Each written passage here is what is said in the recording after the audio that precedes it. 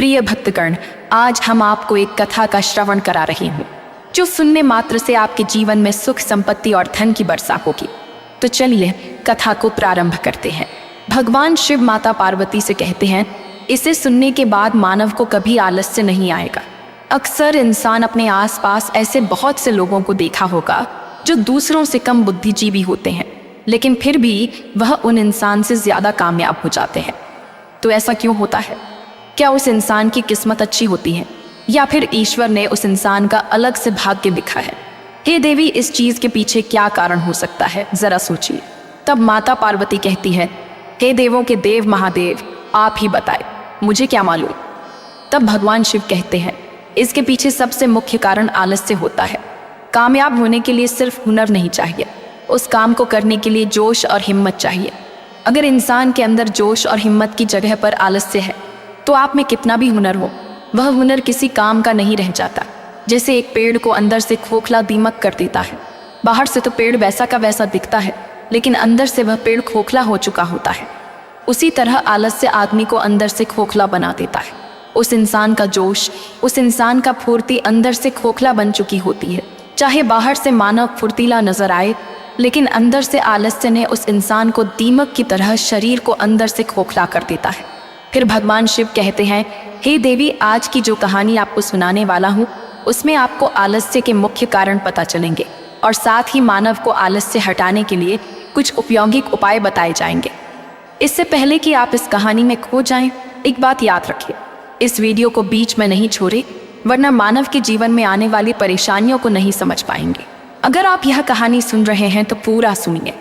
इस कथा को आधा अधूरा छोड़कर जाने की गलती मत करिएगा, क्योंकि इस पवित्र कथा को पूरा सुनने से मनचाहा फल की प्राप्ति होगी। इसलिए इस कथा को पूरा सुने। आप शिव भक्त हैं तो भोलेनाथ का अनादर ना करें। तो चलिए कहानी शुरू करते। एक बार की बात है, एक आलसी व्यक्ति सन्यासी के पास आकर कहता है, हे महात्मा, मैं अपने आप से बहुत परेशान हूँ। मैं बहुत ही आलसी इंसान हूँ, इसीलिए सब लोग मुझे ताने देते रहते हैं। क्या आपके पास कोई ऐसा मार्ग है जिससे मेरा आलस्य दूर हो सके? यह सुनकर सन्यासी ने कहा कि तुम्हें कैसे पता कि तुम आलसी इंसान हो? इस बात का उत्तर देते हुए व्यक्ति बोला, हे महात्मा, सब लोग मुझसे कहते रहते हैं कि तू बहुत आलसी व्यक्ति है।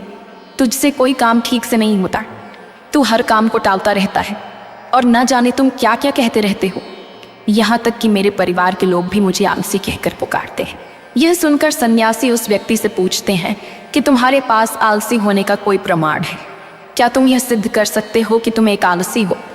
यह सुनकर वह व्यक्ति कहता है, हे महात्मा, मैं कभी भी सुबह जल्दी नहीं उठ पाता और हर काम को टालता रहता हूँ। मुझे लगता है कि आलसी होने के लिए यह प्रमाण काफ़ी होगा। उस व्यक्ति की बातें सुनकर फिर सन्यासी कहते हैं कि ये दो बातों से तुम कैसे कह सकते हो कि तुम आलसी हो? फिर सन्यासी कहते हैं, आलस्य को समझने के लिए हमें यह जानना होगा कि आलस्य क्या है और वह किसी इंसान के शरीर में कैसे जन्म लेता है। अगर कोई इंसान किसी काम में पूरा मन नहीं लगा पा रहा है, उसे उस काम के प्रति उत्साह नहीं है, तो उसका कारण आलस्य होता है। आलस्य जोश और उत्साह का विपरीत होता है। इसे समझने के लिए हमें यह जानना अति आवश्यक है कि आलस्य इंसान के शरीर में दो प्रकार से जन्म लेता है, शारीरिक और मानसिक। ये कहते हुए सन्यासी ने उस व्यक्ति को समझाना शुरू किया कि सबसे पहले शारीरिक आलस्य को समझते हैं।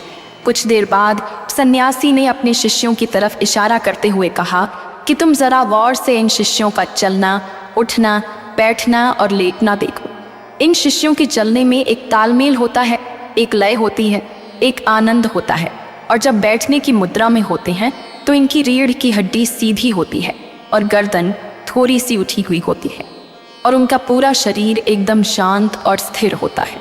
और वहीं पर जब एक आलसी इंसान चलता है तो वह एकदम झुका हुआ रहता है, थका थका और बिना उत्साह के चल रहा होता है। याद रखो, 70% आलस्य हमारे उठने, बैठने, चलने और लेटने से तय होता है। अगर हम चीज़ को समझ लेते हैं, चलने, उठने और बैठने का अभ्यास करते हैं, प्रयत्न करते हैं, तो हमारा 70% आलस्य दूर हो जाता है। शारीरिक आलस्य दूसरा कारण होता है, सही नींद न लेना। अक्सर हमें पता ही नहीं होता कि हमें कितनी देर सोना है। एक मानव को सीमित समय की नींद लेनी चाहिए।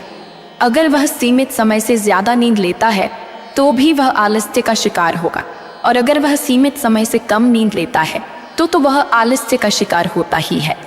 यह सुनकर वह व्यक्ति कहता है, हे महात्मा, एक मानव को कितनी देर नींद लेनी चाहिए? इसका उत्तर देते हुए सन्यासी कहते हैं कि एक मानव शरीर को 6 से 8 घंटे की नींद लेनी चाहिए। अगर मानव का शरीर ज़्यादा थका हुआ नहीं है तो 6 घंटे की नींद, अगर ज़्यादा थका हुआ है तो 8 घंटे की नींद। इसी के साथ यह भी ख्याल रखना चाहिए कि सोने के लिए रात का समय निर्धारित किया गया है। कुछ लोग दिन में ही सो जाते हैं, जिसकी वजह से धीरे धीरे आलस्य उस इंसान को घेरने लगता है। शारीरिक आलस्य का तीसरा मुख्य कारण है सुबह जल्दी ना उठ पाना। यहाँ तक कि पेड़ पौधे और पक्षी भी सुबह सूर्योदय होने से पहले जाग जाते हैं। यह हम पक्षियों को देखकर भी समझ सकते हैं कि प्रकृति ने मनुष्य के जागने का कौन सा समय निर्धारित कर रखा है।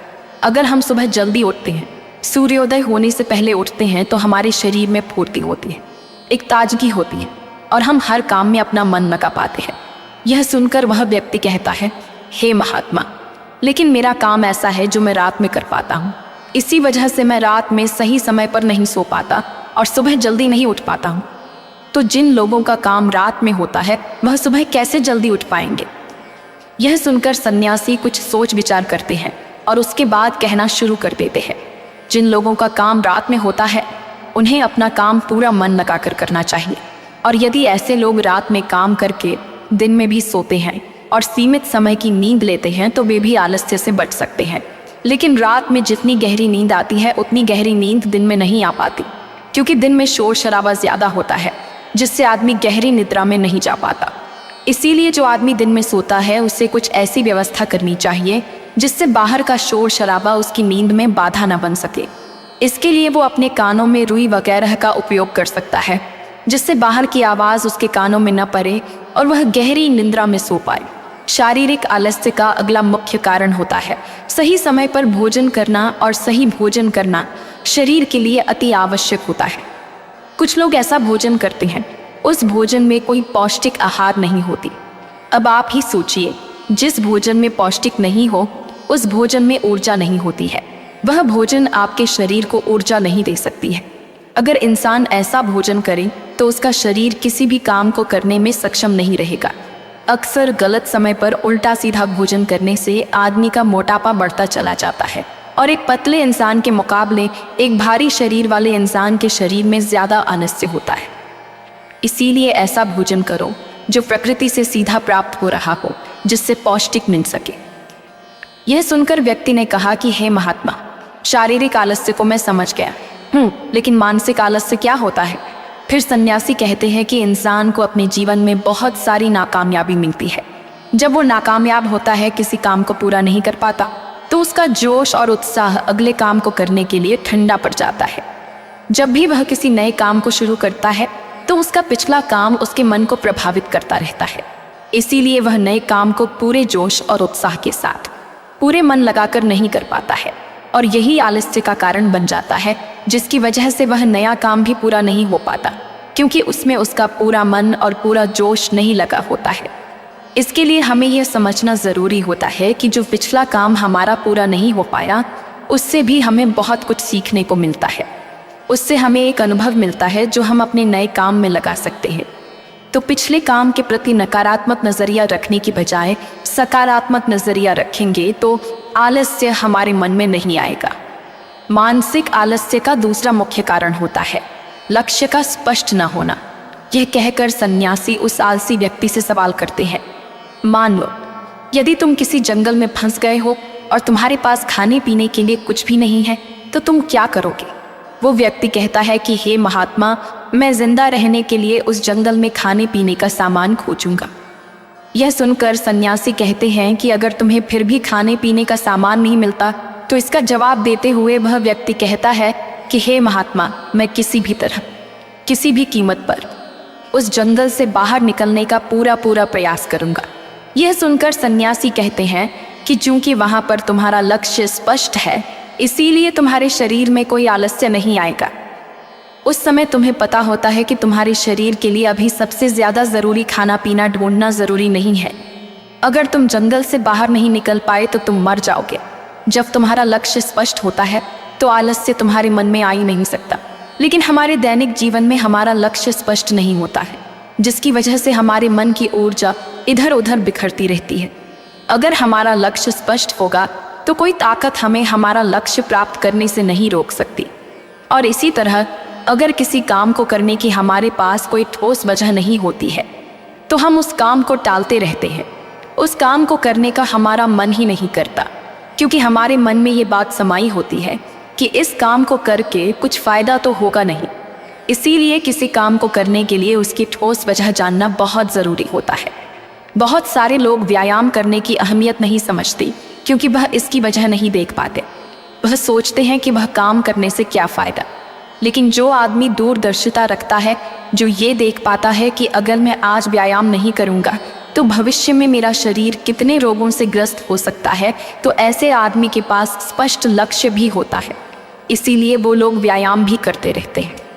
मानसिक आलस्य का अगला मुख्य कारण होता है आलसी लोगों का साथ। अक्सर कुछ लोग आलसी नहीं होते, लेकिन उनके आसपास के लोग आलसी होते हैं। अगर आपकी संगति में आलसी लोग भरे हुए हैं तो आप भी उनकी तरह हो जाएंगे। आपका भी मन काम करने से भागने लगेगा। आलस एक छुआछूत बीमारी की तरह होता है। जितने ज़्यादा आलसी लोगों से आप घिरे हुए रहेंगे, आपका मन उतना ही आलस को पकड़ लेगा। मानसिक आलस्य का अगला मुख्य कारण है किसी भी काम को टालते रहना। कुछ लोगों की आदत होती है काम को टालते रहना। आज का काम कल पर, कल का काम परसों पर। हमें यह महसूस भी नहीं होता कि धीरे धीरे यही हमारी आदत बन जाती है, और ये काम को टालने की आदत धीरे धीरे आपको आलसी बना देती है। इसीलिए किसी भी काम को कल पर मत टालें। सबसे अंतिम में सन्यासी कहते हैं किसी भी काम को करने के लिए आपके पास उम्मीद होनी चाहिए, उत्साह और जोश होना चाहिए। हर काम को नया काम समझकर करना चाहिए। इसके बाद महात्मा ने उस आलसी व्यक्ति से कहा कि याद रखना, अगर तुम्हारे पास कोई स्पष्ट लक्ष्य है, उसे करने के लिए तुम्हारे पास कोई ठोस वजह है, तो दुनिया की कोई ताकत तुम्हें वो काम करने से नहीं रोक सकती। इतना सुनकर वह व्यक्ति वहाँ से पानी घर के लिए चला जाता है। फिर भगवान शिव कहते हैं इंसान को जीवन में अगर कुछ हासिल करना है तो उस इंसान के पास सिर्फ आज का ही समय है। यह मत सोचो कि कल आएगा। यह मानकर चलें कि जीने के लिए सिर्फ 24 घंटे मिले हैं। मरने से पहले इन 24 घंटे में क्या कर सकता हूँ। इंसान ये समझ ले कि एक एक सेकंड मिलकर 1 मिनट बनता है, और एक एक मिनट कर 1 घंटा बनता है, और घंटे दर घंटे करके 1 दिन बनता है। इसीलिए दिन को बर्बाद मत करो, क्योंकि एक बार जो समय बीत गई वह वापस लौट कर कभी नहीं आती। इतना कहकर भगवान शिव इस कहानी को समाप्त करते हैं।